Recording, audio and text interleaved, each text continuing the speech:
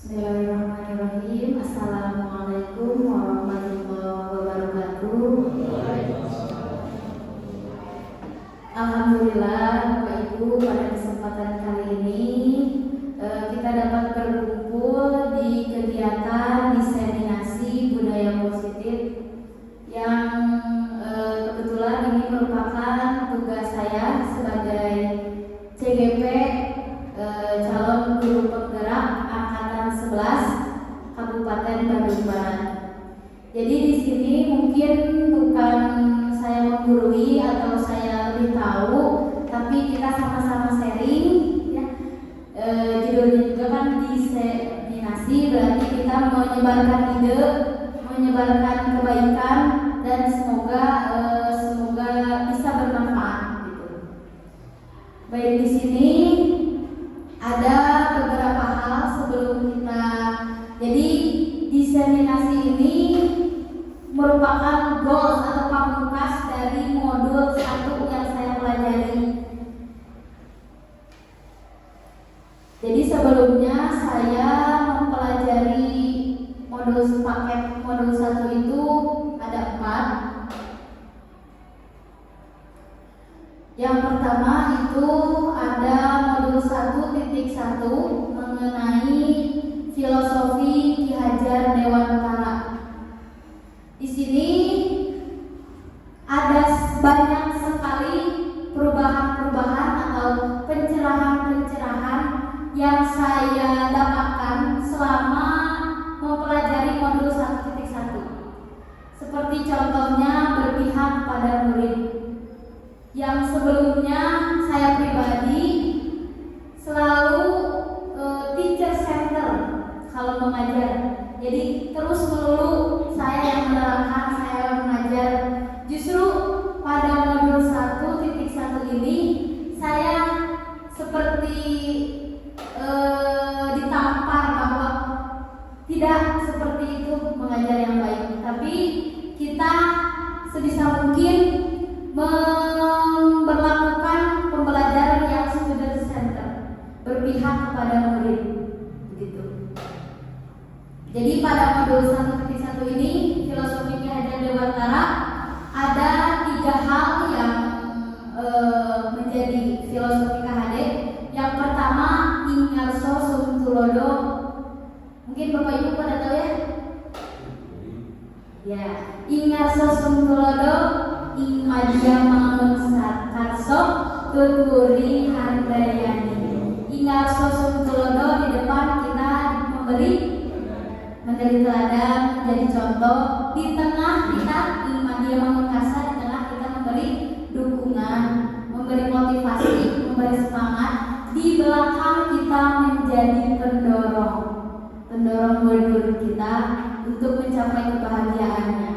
Selain itu juga menuntun segala kodrat yang ada pada anak supaya mencapai keselamatan yang setinggi-tingginya.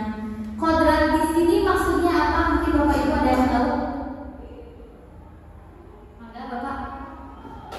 Yang saya pelajari ada 2, yaitu ada kodrat alam sama kodrat jam. Jadi kalau kodrat alam itu bawaan dari karakteristik itu sendiri, kemampuan dasarnya, kemampuan intelektualnya, kemampuan berkomunikasinya, kemampuan bersosialnya, itu kodrat alam bawaan. Sedangkan kalau kodrat zaman itu berkaitan dengan berhubungan dengan misalnya kemajuan teknologi, mengembangkan pemahaman apa yang dipelajari diimbangi atau dibarengi dengan teknologi yang sedang berkembang seperti saat ini. Mungkin itu. Baik, terima kasih Bapak. Betul ya. Jadi di sini menurut Ki Hajar Dewantara kita berupaya untuk menuntun segala kodrat yang ada pada anak, yaitu kodrat alam dan kodrat zaman. Kodrat alam betul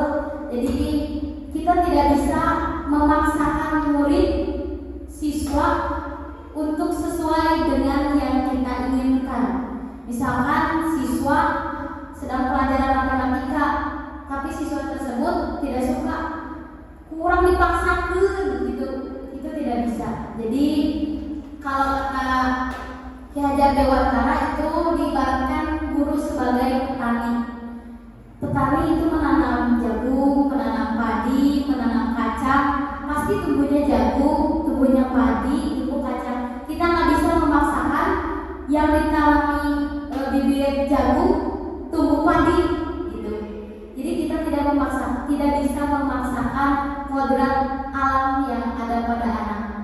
Selanjutnya ada kodrat zaman. Betul sekali tadi kata Pak Ahmad. Kita hidup di zaman baheula. Kalau anak-anak kita pasti generasi terbarukan, ya.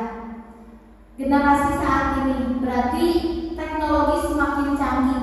Kita tidak bisa memaksakan murid sesuai dengan apa yang kita pelajari pada kita saat dulu SD atau SMP.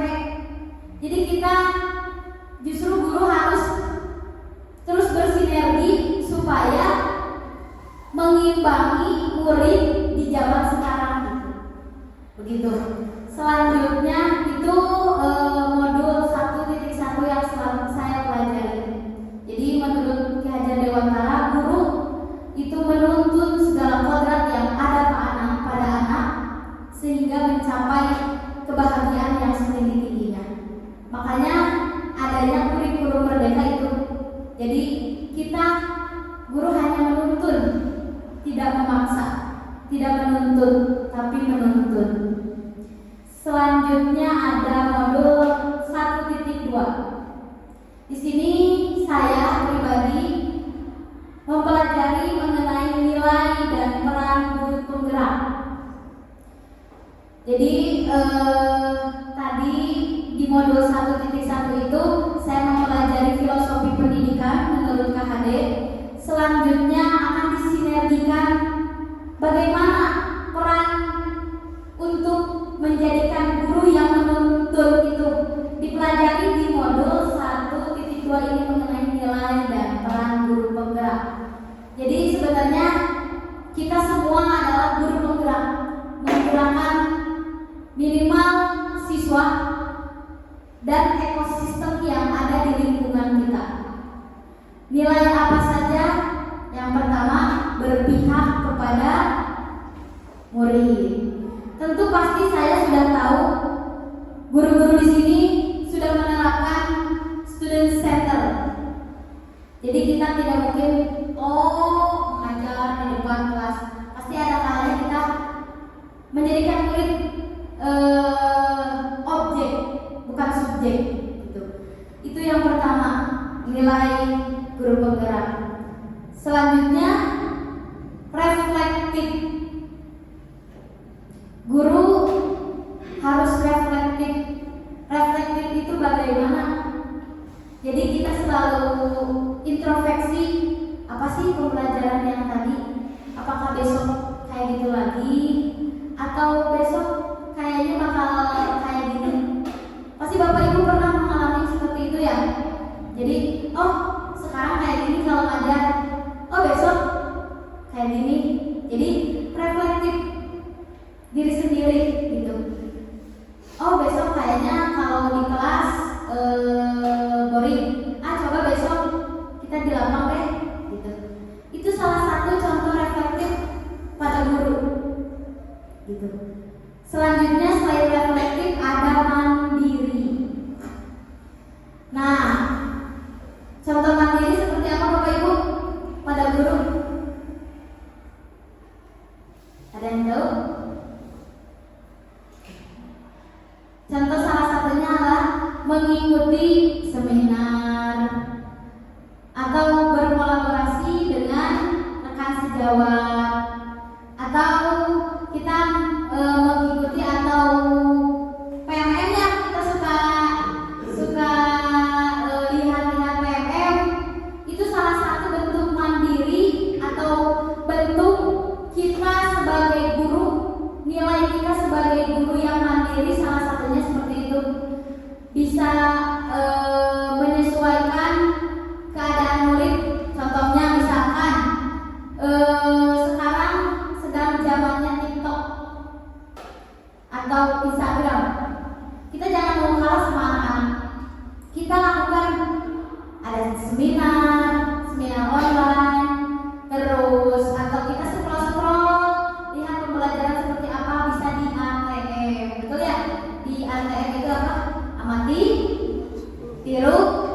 modifikasi. Jadi bisa jadi yang guru A lakukan itu berbeda dengan apa yang kita lakukan, makanya ada ATM, amati, tiru, modifikasi. Bukan ATP yang katanya amati, tiru, ulang ketik, lengkap cerah. Jadi kita berusaha walaupun kita meniru tapi ada yang dimodifikasinya. Selain itu tadi berpihak pada murid, lalu mandiri, reflektif, terus inovatif dan kolaboratif. Insya Allah di sini guru-gurunya pada hebat, sudah mempunyai nilai-nilai tersebut ya, sudah mandiri, reflektif, kolaboratif, berpihak pada murid. Ada peran guru di sini. Peran guru salah satunya ada 5 peran yang saya pelajari di kurikulum di CGP ini, yaitu salah satunya coach bagi guru lain. Saya sendiri selalu menjadi pembelajar. Jadi saya selalu memposisikan diri sebagai gelas kosong yang walaupun di sini saya masih belajar, tapi bukan berarti saya sudah merasa paling bisa, tidak.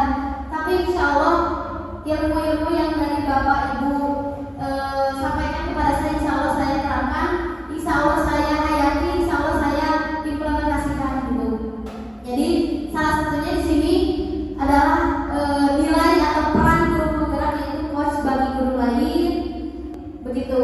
Jadi di modul 1.1 dan 1.2 ini saling bersinergi, makanya ada panah ini. Modul paket 1 ini saling berkaitan. Jadi dari filosofi Hajar Dewantara, kita harus bagaimana menjadi guru. Di sini ada nilai dan peran guru di sini. Bukan cuma saya yang menjadi guru penggerak, tapi insya Allah semuanya menjadi guru penggerak. Slogan kita yaitu tergerak, bergerak, menggerakkan. Jadi kita dulu yang bergerak, lalu kita bergerak, lalu kita bisa menggerakkan segala ekosistem yang ada di sekolah ini. Begitu. Selanjutnya, setelah kita pelajari, setelah kita menerapkan nilai dan peran guru penggerak, akan mencapai sebuah visi. Dan alhamdulillah sebelumnya kita sudah mendiskusikan mengenai visi ya, Bapak Ibu yang sebelumnya. Visi sekolah kita, mungkin ada yang tahu? Boleh, Pak? Visi sekolah kita adalah yang kemarin ya? Ya. Belum diubah. Sesuai visi sekolah yang memang pertama untuk membentuk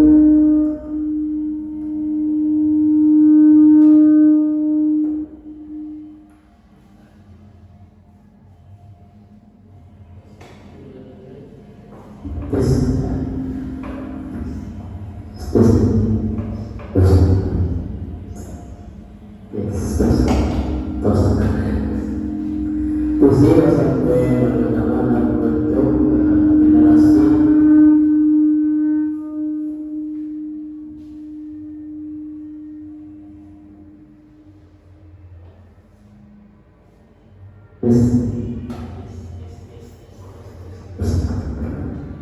iya 1, 2, 3 oke, kita lagi berbicara visi. Seperti yang sudah kita tahu bahwa visi SMP pertama kita membentuk generasi yang bertakwa kepada Tuhan Yang Maha Esa, berbudi pekerti umur, berbudaya, aktif, cerdas, kreatif, mandiri, tidak kreatif, dan juga bisa siap menghadapi yaitu IPK, ilmu pengetahuan dan teknologi. Itu mudah-mudahan SMP kita bisa mengambil dengan visi yang ada, kita bisa lebih memaknai lagi. Itu aja, Bu. Terima kasih. Baik, Bapak. Terima kasih atas pemaparannya itu ya. Jadi dari nilai dan peran yang kita miliki, insya Allah kita dapat mewujudkan visi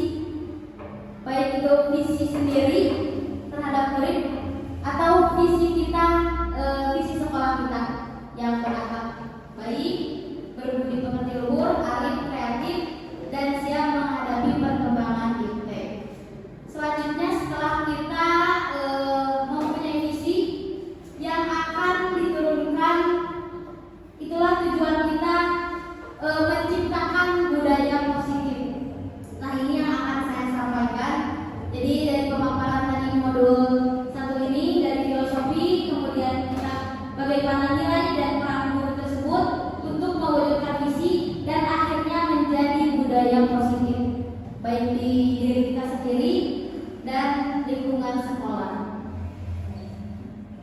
Nah, sebelum kita melanjutkan ke sesi berikutnya, ada ice breaking dulu ya Bapak Ibu. Kita senyum selama 1 jam selama 30 detik. Oke,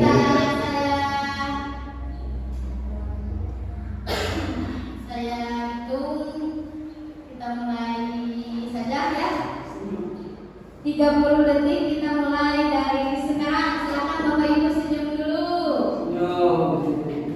Boleh senyum bahagia, senyum terpaksa atau senyum 4, 5, 6, 7, 8, 9. Bahagia gimana? Lebih bahagia? 12 ya. Tarik lagi. Lebih ditarik senyumannya ya. Coba sekarang kelihatan gigi gimana Bapak Ibu? Gitu ya. Bagaimana? Sudah bahagia? Sudah. Alhamdulillah ya. Kita lanjutkan materi selanjutnya.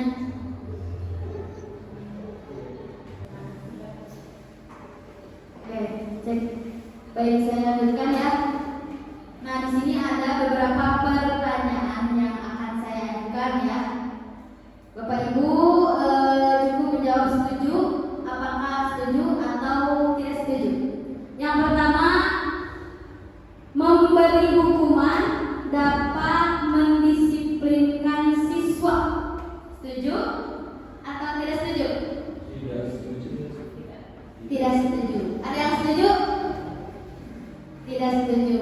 Oke, selanjutnya yang kedua, pemberian hadiah meningkatkan prestasi siswa. Tidak setuju. Tidak setuju. Selanjutnya, guru harus mampu memberikan solusi untuk setiap siswa yang bermasalah. Setuju. Setuju.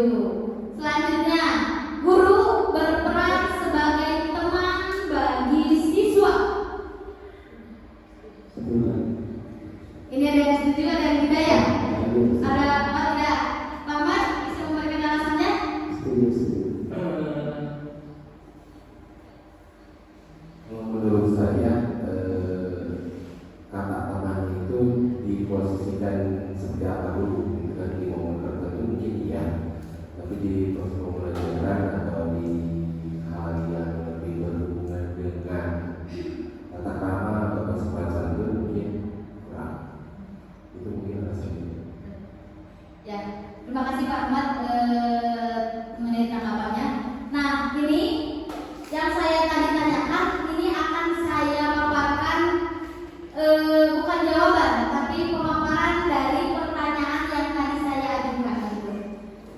Baik, selanjutnya nanti kita akan tahu apakah hal ini baik atau negatif ya.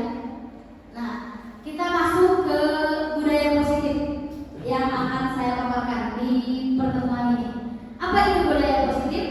Budaya positif merupakan perwujudan dari nilai-nilai atau keyakinan universal yang diterapkan di sekolah. Mungkin Bapak Ibu sudah mengetahui seperti apa contohnya budaya positif di sekolah. Budaya positif ya, Cici.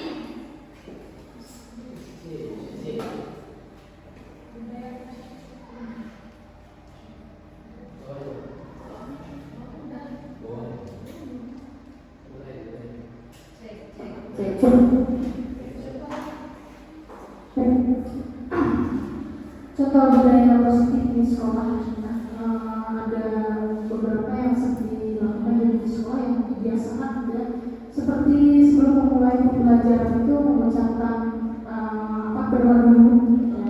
Terus jika bertemu guru memberikan salam, terus menyapa kepada teman, menyapa secara supaya ya berkomunikasi baik dengan temannya.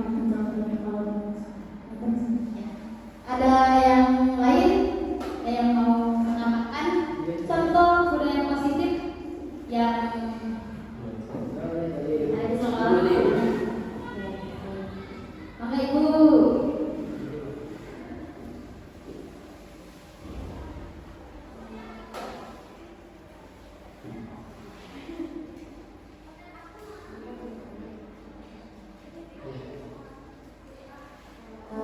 Mungkin dengan mengajak kan sekarang banyak anak-anak mulai sendiri-sendiri bekerja sendiri-sendiri ya, mulai untuk kayak mulai banyak kerja kelompok dan lain-lain bekerja dalam kelas itu mengerjakan sesuatu yang mereka bersama, tapi harus tetap semuanya bekerja.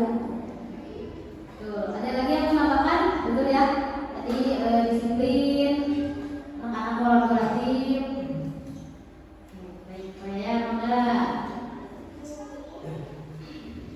Itu satu lagi mungkin ini sebelum siswa-siswi pelajaran kita mengecek dulu kan dari kelas tempat kita mengajar itu sudah bersih dulu. Nah, kita diusahakan untuk kalau belum bersih menggunakan siswa untuk segera membersihkan. Itu bukan juga ada satu namanya kegiatan mini kelas Kebersihan ya, dari positif yang kita sekarang ini. Ada lagi? Rahmat enggak? ya seperti yang beberapa bulan kebelakang atau semester 2 mungkin ada beberapa ada pojok baca itu juga menjadi salah satu budaya positif untuk literasi yang sudah kita rasakan di sini. Ya. Jadi betul ya jawaban Bapak Ibu merupakan contoh budaya positif yang ada di sekolah kita khususnya begitu. Nah, di sini ada beberapa hal yang konsep-konsep inti untuk menciptakan budaya positif. Pertama, disiplin positif. Selanjutnya, motivasi perilaku manusia. Lalu keyakinan kelas atau sekolah, kebutuhan dasar manusia, posisi kontrol seorang guru, dan terakhir segitiga restitusi. Apa sih ini teh? Nanti akan saya bahas selanjutnya. Baik, untuk selanjutnya saya meminta 2 orang guru, boleh? Ada sedikit ini pemaparan untuk melanjutkan materi. Siapa di sini? Enggak? Bu Suci? Ya. Kemudian ayo. Di sini ada. Boleh di sini. Di depan saja. Ya. Di sini boleh. Di sini ada pertanyaan, cobalah buka genggaman. Saya mempunyai sebuah baterai ABC ya. Ini silakan Bu Suci genggam. Jadi seolah-olah Ibu Suci punya harta karun yang sangat amat berharga, tidak boleh diberikan oleh siapapun kepada siapapun, bahkan keluarga pun tidak boleh. Nah, di sini perannya Budian, bagaimana caranya supaya genggaman dari Bu Suci ini terambil. Jadi Budian pengen juga harta kekayaan Bu Suci ini yang sangat amat berharga ini. Jadi Budian boleh boleh bagaimana caranya kemudian supaya genggaman ini lepas atau jadi milik Budian. Saya hitung dari 30 detik ya. Jadi lakukan segala cara Budian supaya ini menjadi milik Budian. Mulai ya, 1, 2, 3.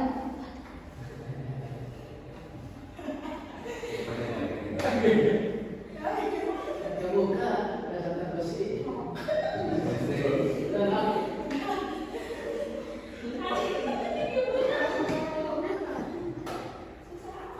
Lagi, ayo ya sekuat tenaga. Ya, gimana caranya? Boleh kita lihat kemana? Baik, cenderung ke dari rumah.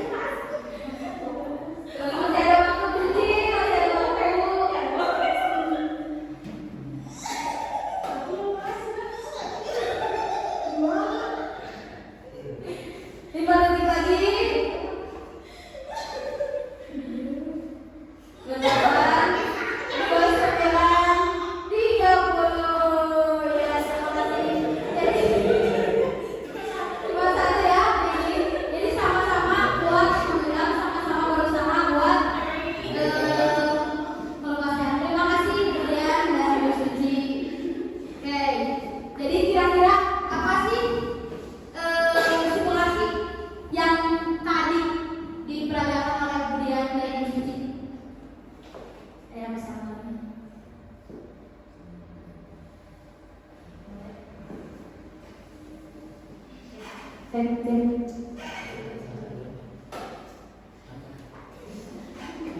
baik.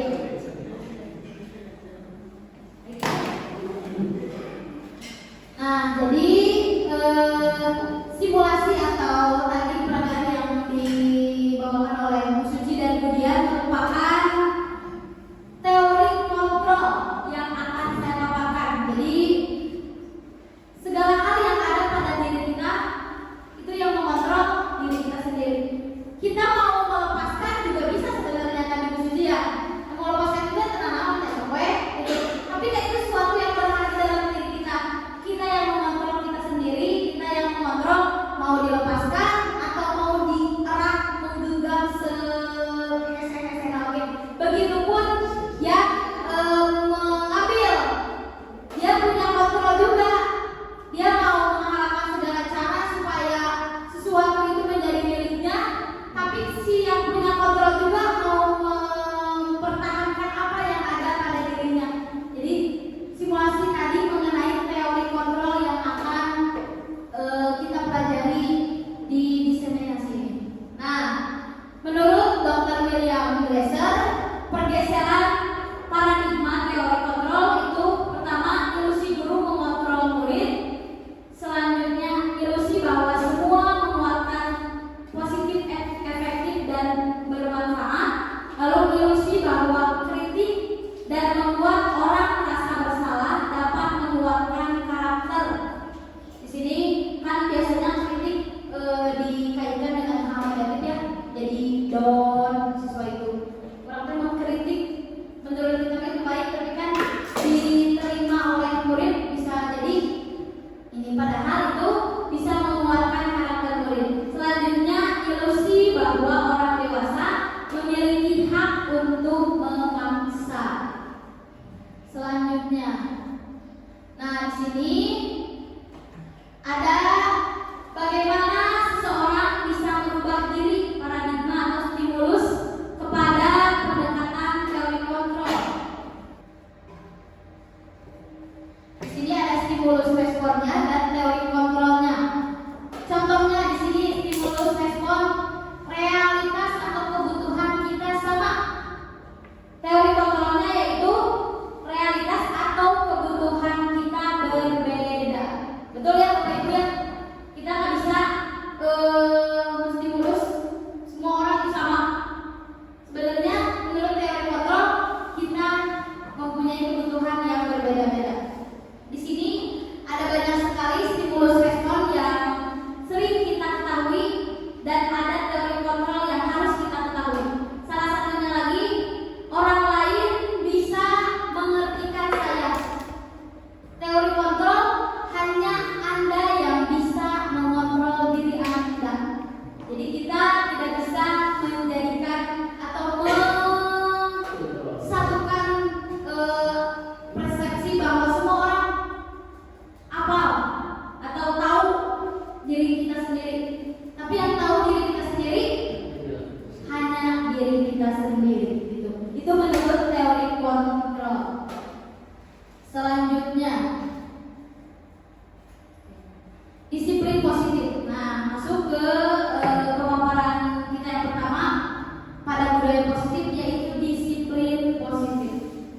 Disiplin positif merupakan salah satu cara penerapan disiplin yang bertujuan untuk menumbuhkan kesadaran serta memberdayakan anak untuk melakukan sesuatu tanpa sokongan, ancaman maupun hukuman. Jadi di sini budaya positif pertama disiplin positif. Jadi anak-anak itu kita sebagai guru bagaimana caranya anak-anak disiplin tanpa hukuman, tanpa sokongan, tanpa ancaman gitu.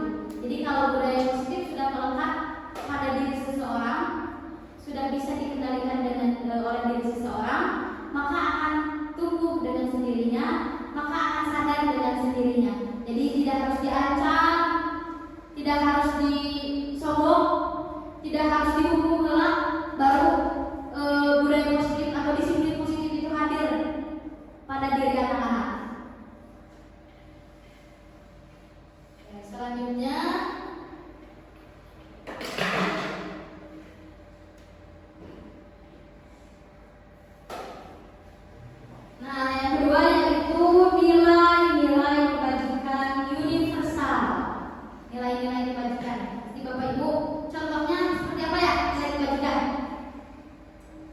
disiplin. Hadir tepat waktu, kita samakan persepsi bahwa hadir tepat waktu yaitu disiplin.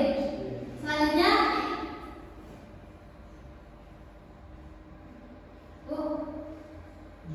jujur itu nilai kebajikan. Selain jujur, disiplin, nilai-nilai kebajikan apalagi? Tanggung jawab, betul ya. Nah, nilai-nilai kebajikan universal ini tidak akan lepas dari profil pelajar Pancasila yang kita pelajari. Apa aja? Dengan teh beriman kepada dan bertakwa kepada Tuhan yang Maha Esa, berakhlak mulia, berkebinekaan global, mandiri, gotong royong, bernalar, Masya Allah. Jadi kreatif ya, kreatif. Jadi nilai-nilai kebajikan ini tidak terlepas dari akhirnya akan bermuara pada profil pelajar Pancasila, menjadikan siswa yang tadi ya, berakhlak mulia, berkebinekaan global, kreatif, bernalar kritis, lalu bergotong royong. Jadi dari adanya disiplin positif, di situ lahir nilai-nilai kebajikannya. Seperti halnya tidak, jangan telat masuk sekolah. Apa nilai kebajikan yang ada pada peraturan tersebut? Disiplin. Nah, nilai-nilai kebajikan itu yang akan kita terus share atau yang akan kita terus tumbuhkan di diri anak-anak. Selanjutnya ada motivasi perilaku manusia. Nah, kita seringkali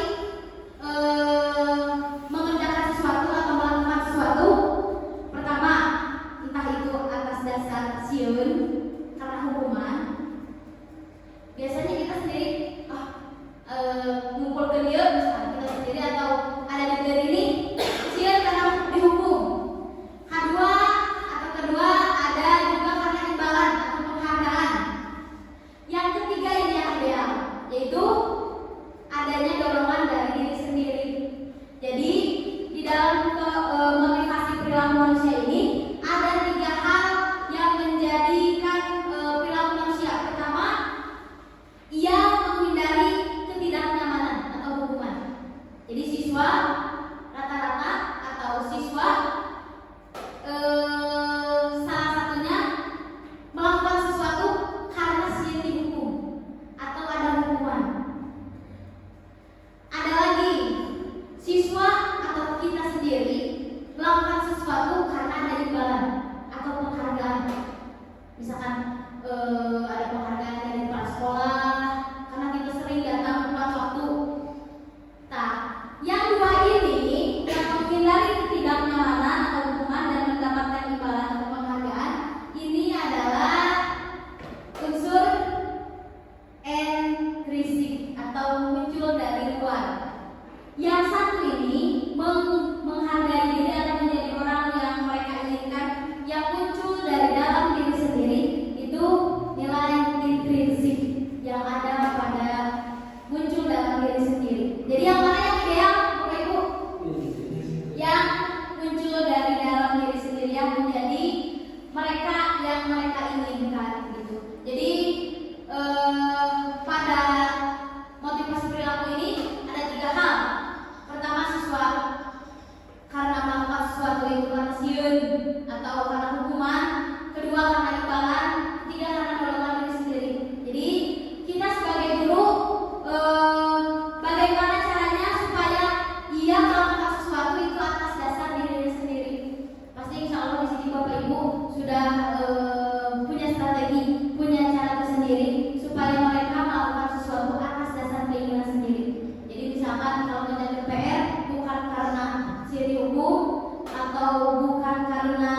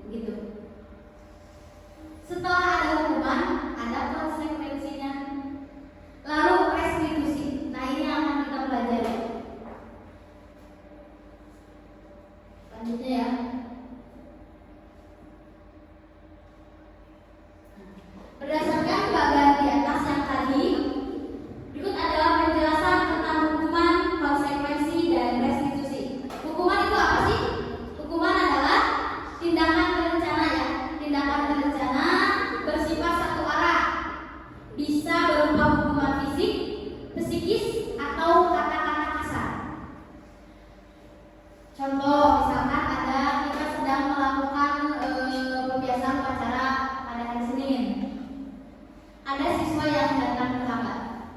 Biasanya sebelumnya itu saya menghukum sebelum saya mempelajari modul ini, saya sering menghukum siswa tersebut, entah itu piket, entah itu membersihkan lingkungan halaman sekolah atau membersihkan kantor. Itu hukuman fisik atau psikis atau kata-kata? Dua-duanya.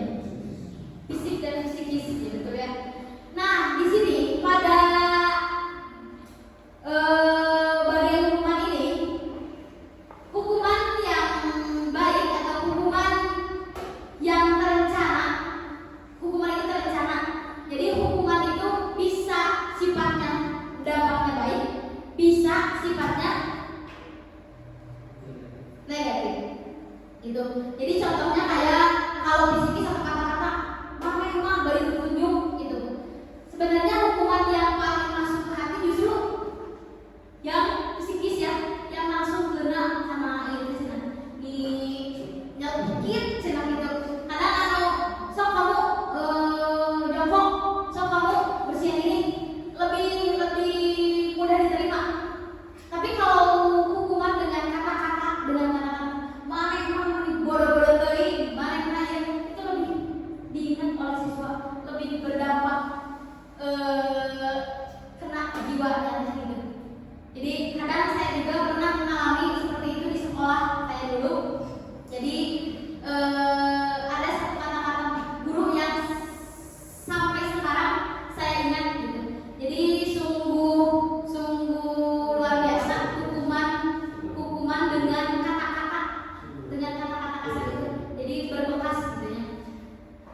Insya Allah pada kegiatan ini kita diberi manfaatnya dan kita diambil hikmahnya bahwa hukuman yang baik adalah hukuman yang bagaimana? Yang membangkitkan semangat, betul ya? Bisa membangkitkan semangat atau bisa menjadikan siswa lebih baik lagi dari sebelumnya. Makanya di sini ada restitusi. Selanjutnya ada konsekuensi, yaitu bersifat rencana. Sudah disepakati bentuk-bentuk konsekuensi dibuat oleh pihak guru atau sekolah. Jadi kalau siswa melanggar ini, konsekuensinya ini. Kalau siswa begini, konsekuensinya ini. Kalau siswa misalkan tidak sesuai atau tidak berseragam nilai-nilai keberagaman, nilai keseragaman, tapi ada satu siswa yang tidak sesuai sepatunya, kira-kira bagaimana konsekuensinya? Siswa tidak memakai sepatu hitam, sepatu ungu hijau. Bagaimana tindakan Bapak Ibu?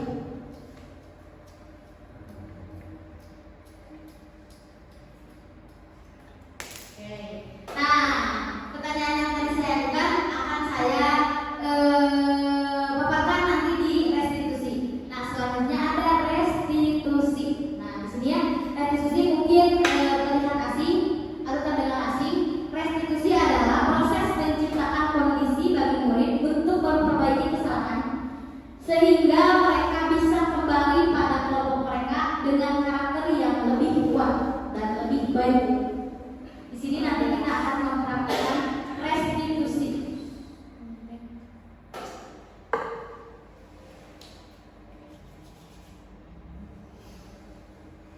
Selanjutnya konsekuensi atau hukuman.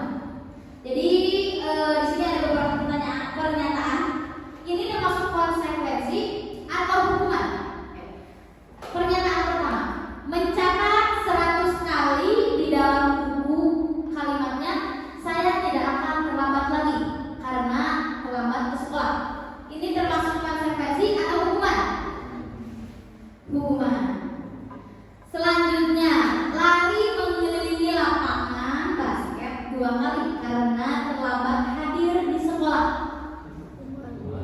Hukuman. Selanjutnya, membersihkan coretan yang dibuatnya di meja tulis. Konsekuensi. konsekuensi. Kenapa konsekuensi kira-kira? Karena karena dia melakukan, dia juga yang harus bertanggung jawab. Selanjutnya, murid diminta untuk push up 15 kali karena tidak menggunakan masker ke sekolah. Hukuman. Selanjutnya, berdiri di depan kelas sambil mengangkat satu kaki. Setelah itu, karena tidak bisa menjawab pertanyaan. Hukuman. Selanjutnya, membersihkan WC karena merusak pensil teman. Hukuman. Ini jelas hukumannya. Selanjutnya terakhir, lari keliling lapangan karena terlambat 10 menit saat pelajaran PJOK. Hukuman seperti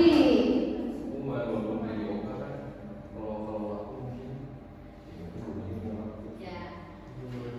Oke, kita lihat ya di sini pada restitusi. Di sini ada yang tadi itu kita dapat kontrol. Di sini ada 5 posisi kontrol guru. 1, pembuku. 2, pembuat merasa bersalah. 3, teman. Yang tadi di awal pernyataan tadi, guru sebagai teman, apakah baik atau buruk? Nah, kita jawab di sini. Pembuku, 5 posisi kontrol guru ada pembuku, pembuat merasa bersalah, lalu menjadi teman, ada pemantau, lalu ada manajer. Yang ideal itu manajer. Pembuku seperti apa? Yang seperti biasa.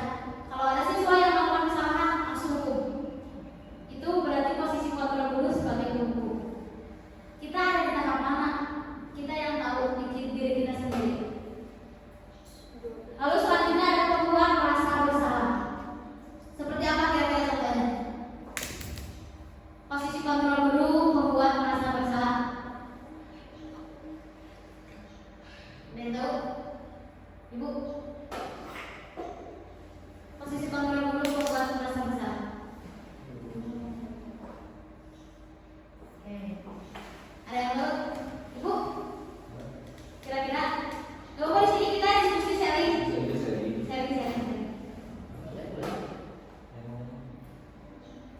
Bukan enggak.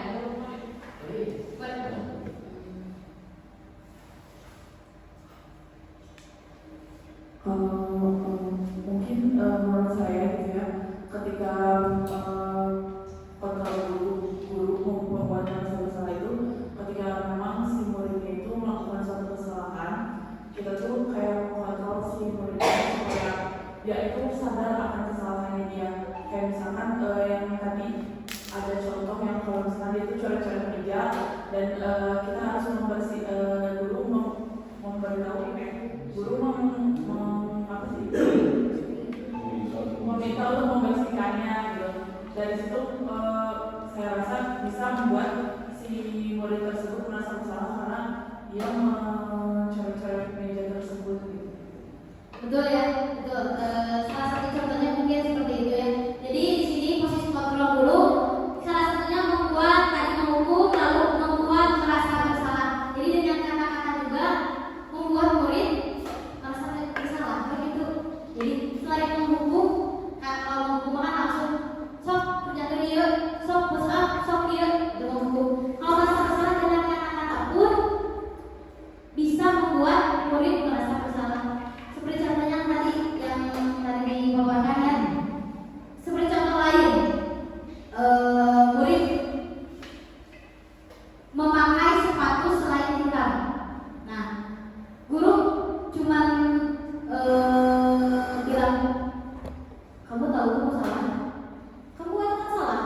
Nah gitu, cuman gitu mukulnya, ya, lulus gini, gitu kamu dengan kata-kata kasar, dengan kata-kata tunjuk atau dengan tunjuk-tunjuk balik melontot, merasa dirinya tidak masalah, nah masalah gitu. Jadi itu itu contoh kedua posisi kontrol guru membuat merasa bersalah. Yang ketiga, teman. Nah di sini posisi teman itu bisa baik, betulnya tadi kata Pak Ahmad, bisa baik, bisa buruk. Gimana kondisinya, Pak Ahmad?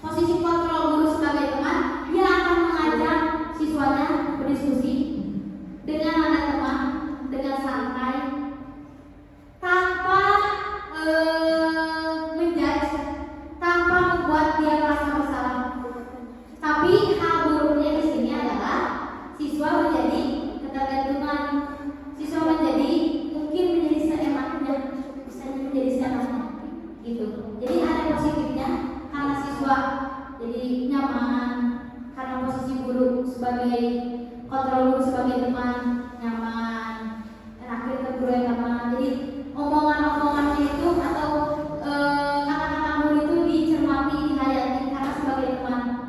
Tapi negatifnya adalah dia jadi kerja, saya tak pernah jadi sahabat jeung guruna jika besti, tapi kayak aduh gitu. Jadi ada hal sopan-santun yang mungkin dia lewatkan gitu. Itu posisi kontrol guru sebagai teman. Selanjutnya sebagai pemantau. Nah ini contoh pemantau mungkin Bapak Ibu pasti sudah pada tahu ya. Posisi kontrol guru pemantau, dia hanya mengamati ya, memantau saja. Contohnya mungkin kita di kelas sering menemui siswa kita atau murid kita yang sedang tidur. Nah, kita lihat seberapa kali dia tertidur. Misalkan ada satu murid yang suka sekali tidur. Tiap pelajaran kita masuk tidur dari besoknya tidur dari. Nah, itu guru sebagai pemantau. Jadi guru tersebut hanya memantau. Oh, ini tidur kali ya pelajaran saya ngobrol atau pelajaran saya tidur. Begitu besoknya tidur dari. Jadi terus kaciria si dia masih tidur wae, si dia masih ngobrol wae, si dia masih diatur, si dia masih. Jadi kita sebagai pemantau itu contoh guru, posisi kontrol guru memantau siswa.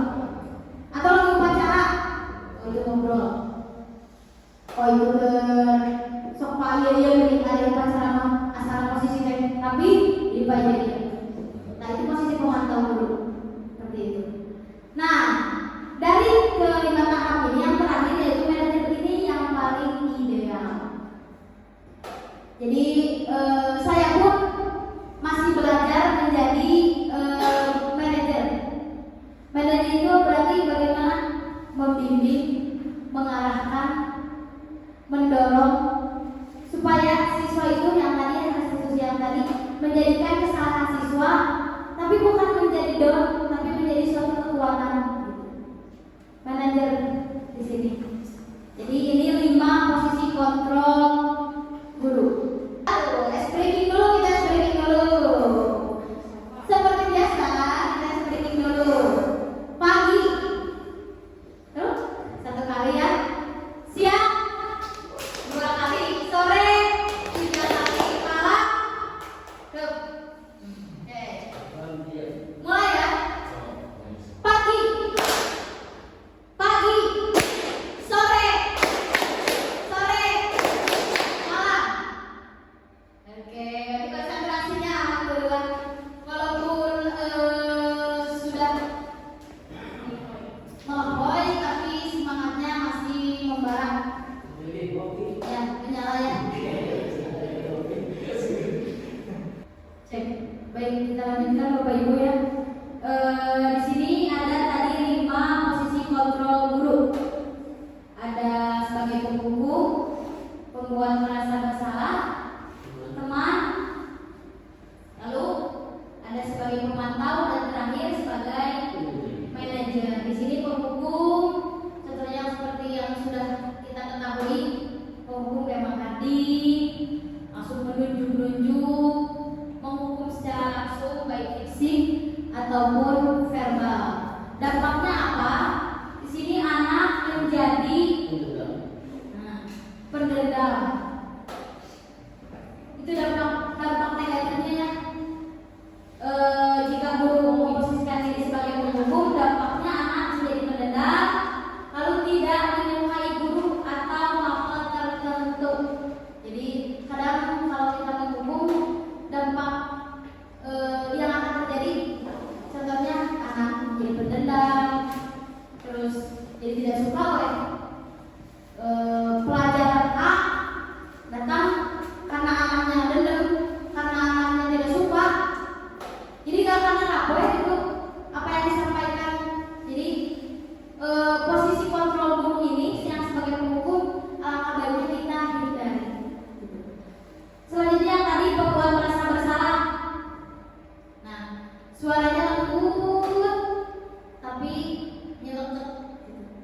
nyelekit, merasa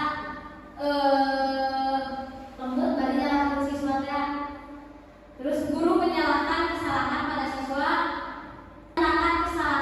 siswa, yang membuat siswa itu menderita gitu.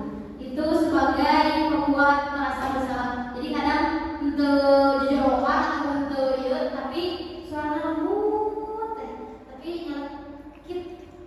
Mungkin Bapak Ibu pernah mengalami di sekolah dulu. Oh sering. Sering ya.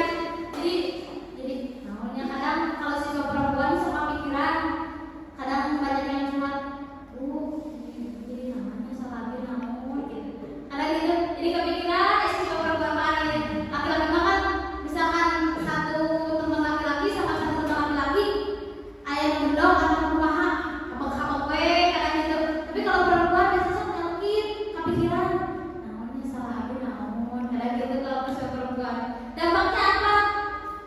Posisi kontrol guru sebagai pembuat merasa bersalah, membuat siswa merasa bersalah pastinya, lalu rendah diri atau menarik diri. Jadi asli salah, gitu ya. Nah, nggak pede, gitu ya, nggak pede.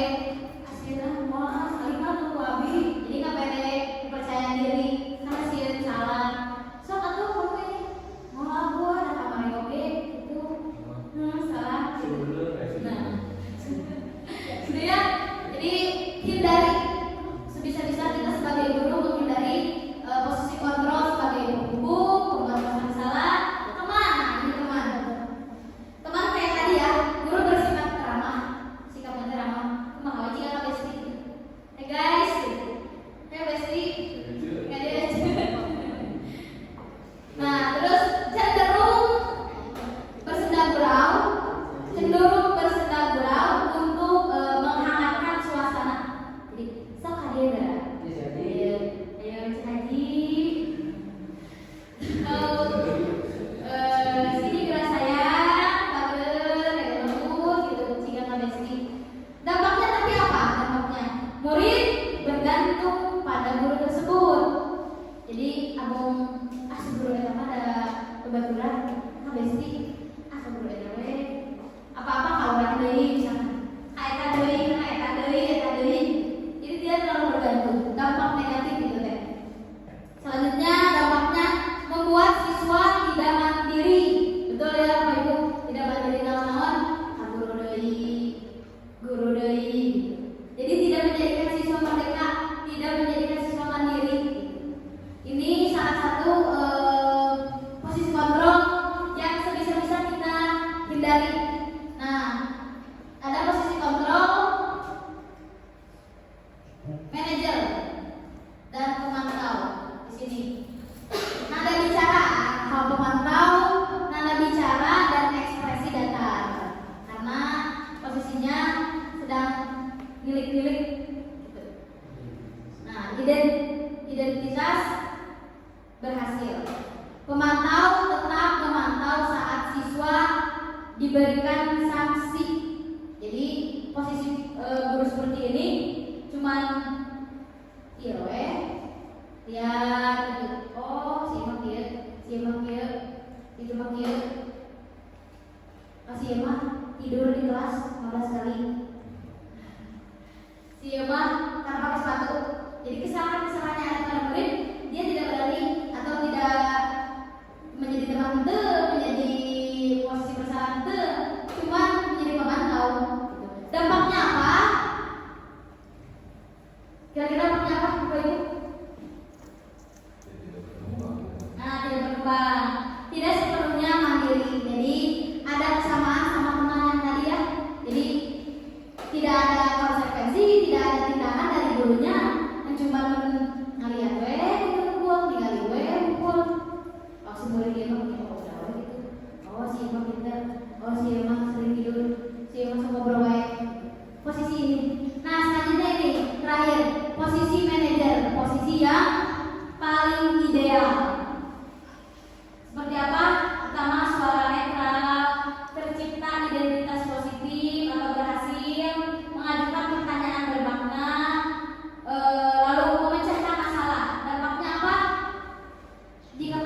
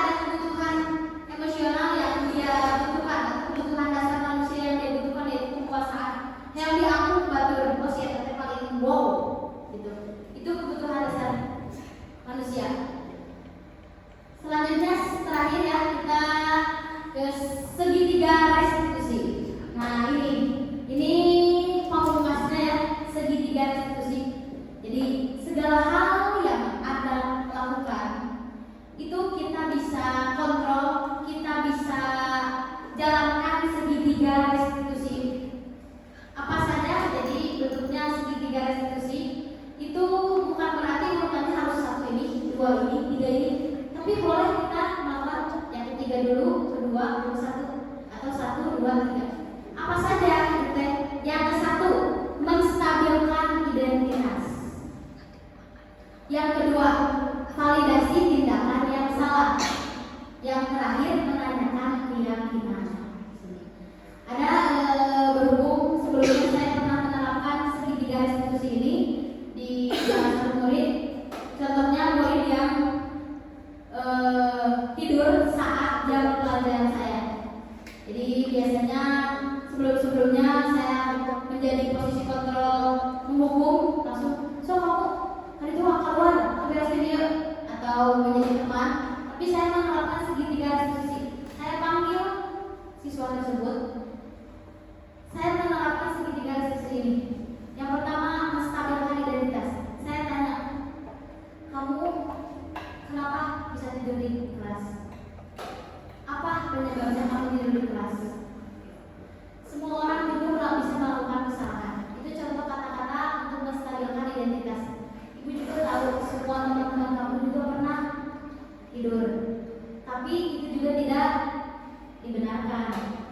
Kira-kira lalu kita tanyakan tindakan yang salah. Menurut kamu tindakan kamu salah atau betul? Tidak. Jadi sebelum ini yang tadi kita sebelumnya keyakinan pada siswa tidur di kelas. Jangan apa yang menyebabkan tidur di kelas. Jangan kenapa ada peraturan tidur di kelas itu jangan, karena bisa terdapat ketinggalan. Nah di segitiga restitusi ini kita tanyakan validasi tindakan yang salah. Menurut kamu kenapa kamu bisa tidur di kelas? Kemarin contohnya ada Rezki Adrian Alawi. Saya tanya, Ki, kenapa kamu tidur di sana? Capek bu, malam bergadang, main game. Berarti kita udah tahu alasan dia tidur, berarti dia ngantuk karena bergadang. Lalu kita tanyakan, kira-kira menurut kamu tidur di kelas baik atau buruk? Gak bu, kenapa? Karena ada peraturannya tidak boleh, jadi ketinggalan, jadi ketinggalan pelajaran, jadi nggak tahu, yang lain tahu kita nggak tahu. Itu memvalidasi tindakan yang salah. Yang terakhir menanyakan keyakinan. Nah, contohnya menurut kamu kenapa hal itu tidak boleh dilakukan yang tadi? Karena bakal ketinggalan. Terus apa tindakannya? Apa tindakan yang akan kamu lakukan setelah kamu melakukan kesalahan itu? Nanti saya minta ajarin ke temanku. Nanti saya mencatat yang tadi ketinggalan, mas tadi tidur. Gitu. Jadi segitiga restitusi ini diharapkan supaya siswa melakukan kesalahan, tapi tidak membuat dia down, tidak membuat dia minder. Jadi justru memperkuat siswa. Jadi kita tidak langsung menjudge mana itu salah, kamu itu salah, kiri. Tapi berusaha kita menerapkan segitiga restitusi ini. Walaupun misalkan urutannya berbeda, itu tidak apa-apa. Tapi kita tahu dulu validasi tindakannya gimana, menstabilkan identitasnya gimana, menanyakan keyakinan. Ini yang paling penting, menanyakan keyakinan. Keyakinan kenapa harus ditanyakan? Karena memiliki nilai-nilai yang ada. Contoh yang kayak tadi, kenapa kamu tidur? Karena ngantuk. Kenapa bisa ngantuk? Karena main game. Kira-kira apa? Kenapa nggak boleh dibolehin tidur di kelas?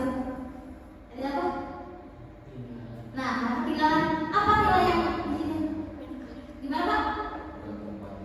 Nah, sekolah bukan tempatnya tidur untuk belajar. Berarti menerapkan nilai kebaikan, yaitu disiplin. Begitu Bapak Ibu mungkin. Nah, ini adalah pemaparan saya yang terakhir mengenai segitiga restitusi yang tadi saya paparkan dari posisi kontrol, lalu ada 5 posisi guru, terus ada motivasi perilaku manusia, dan terakhir ada segitiga restitusi. Semoga apa yang saya paparkan dapat bermanfaat buat diri kita sendiri dan bisa kita terapkan di sekolah kita dan di kehidupan bermasyarakat. Mudah-mudahan